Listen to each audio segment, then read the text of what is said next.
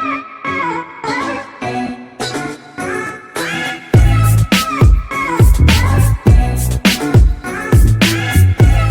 दोस्तों, फिर से आपका स्वागत है छोटे से चैनल पर। और आपको थोड़ा अजीब लग रहा होगा, बैकग्राउंड भी चेंज लग रहा होगा, क्योंकि ये मैं रात को मेरे घर से दूर शूट कर रहा हूँ।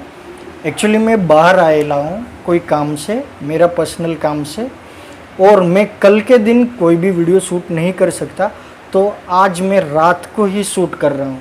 आपको शायद बैकग्राउंड से लग रहा होगा। तो अभी बज रहे हैं, एक मिनट, अभी बज रहे लगभग रात के 10:21। तो 10:30 बज गए हैं रात को।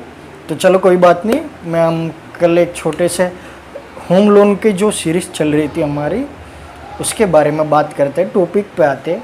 तो हम होम लोन में अब आखिरी में रह गया था लीज के ऊपर लोन। हम लीज के ऊपर लोन कैसे ले सकते हैं? तो सबसे पहले लीज क्या चीज़ है पहले तो वो बताइए।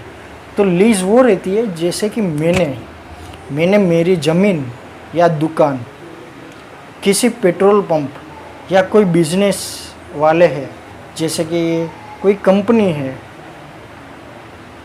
जे एक्सिस बैंक है, HDFC बैंक है, या फिर कोई पर्सन है जिसको कोई फ्रेंचाइजी लेनी है और उनको ज़मीन नहीं लेनी पर उनको लीज पे लेनी है। तो वो कंडीशन में ऐसा होता है कि मैं, जैसे कि मेरी शॉप है, उसको मैंने मुथूट को एज ए लीज पर दे दी। फिर से समझिए, मैं एक आपको उदाहरण से दे रहा, जैसे कि एक आदमी ने दूसरे आदमी की ज़मीन खरीदी नहीं, भाड़े से ली। फिर से समझिए, दूसरे आदमी के भाड़े से ली। तो आप कहोगे वो तो रेंट हो गया। रेंट नहीं हुआ, उसने भाड़े से 10 साल के लिए ले ली। हाँ, अब फिर से समझते हैं कि एक आदमी ने दूसरे आदमी की जी ज़मीन है या दुकान है, वो उसने 10 से 12 साल के लिए भाड़े से ले ली और उसने एक ABC अमाउंट उसको दे दिया, पर उसका मालिक तो वो ओनर ही होगा, पर 10 साल तक वो ओनर का इसके ऊपर कुछ भी हक नहीं है।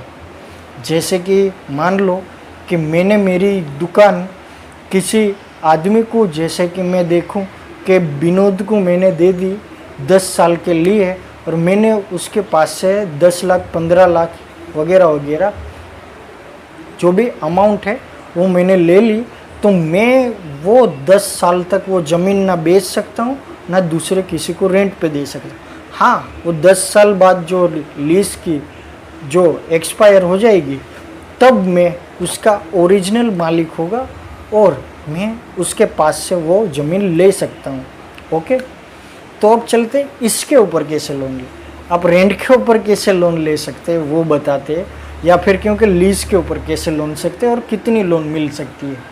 फिर से आराम से सुनिएगा, ये जो भी बात मैं बता रहा हूँ मैं यहाँ के हिसाब से बता रहा हूँ। आपके वहाँ कुछ ज़्यादा लोन भी मिल सकती होगी, मना नहीं कर रहा हूँ, पर मेरे यहाँ जितनी लोन हो सकती है मैं उसके बारे में बात करता हूँ। तो चलो चलते हैं। तो सबसे पहले तो आपके पास प्रॉपर एग्रीमेंट होना चाहिए कि आपने ये 10 साल के लिए मिनिमम ली हुई है। मिनिमम 10 साल का क्राइटेरिया है, 5 साल वाली की लोन नहीं होती है। 10 साल का मिनिमम क्राइटेरिया है कि आपके 10 साल तक वो लोन लीज आपके नाम से होनी चाहिए, 10 साल तक मिनिमम।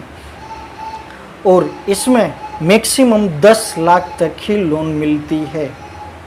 मैं फिर से बताना चाहता हूँ, मैं यहाँ के हिसाब से बता रहा हूँ। यहाँ की जो मेरी कंपनी है वो सिर्फ एक ही कंपनी है जो ये लीज पे लोन करती है, और वो सिर्फ 10 लाख तक की लोन कर पाती है। भले वो जो अपनी जो ज़मीन हो या दुकान हो या जो भी मेरी प्रोडक्ट हो, उसकी कीमत करोड़ रुपया भी होगी तो भी 10 लाख तक की लोन ही करती है यहाँ पे। ऐसा नहीं है, कई लोग तो समझते लीज के ऊपर कोई लोन होती नहीं है, ये गलत बात है। आप मेरे जैसे कोई अच्छे DSA के पास जाइए, आपको वो 100% वो आराम से काम करवा देगा। जैसे कि मैंने बताया कि यहाँ 10 लाख की कई जगह पे जो सेंटर बड़े सेंटर हो गए वहाँ 20-20, 25-25 लाख तक की भी होगी। उसकी एलिजिबिलिटी सब अपने आदमी के ऊपर रहती है, जो अपना कस्टमर रहता है या फिर जो लोन ले रहा है उसके ऊपर रहती है। वो सब डिपेंड करता है उन लोगों के ऊपर।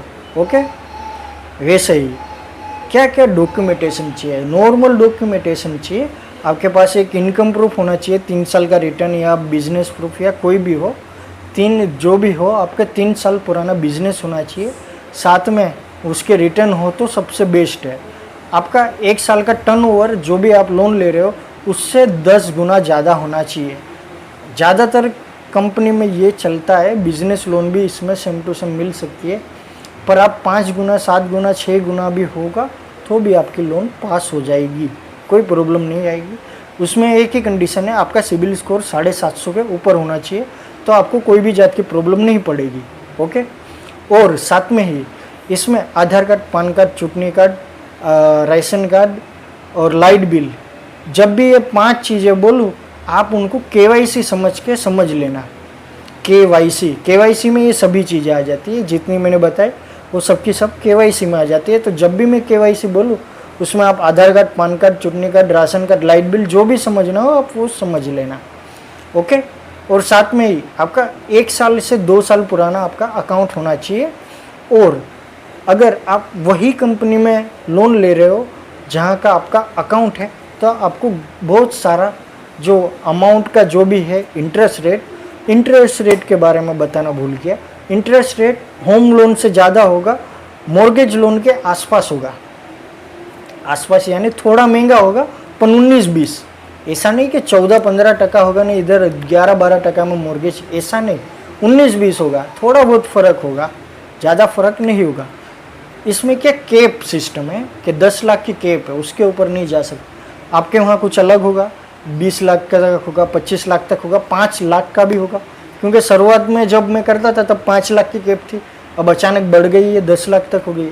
वैसे ही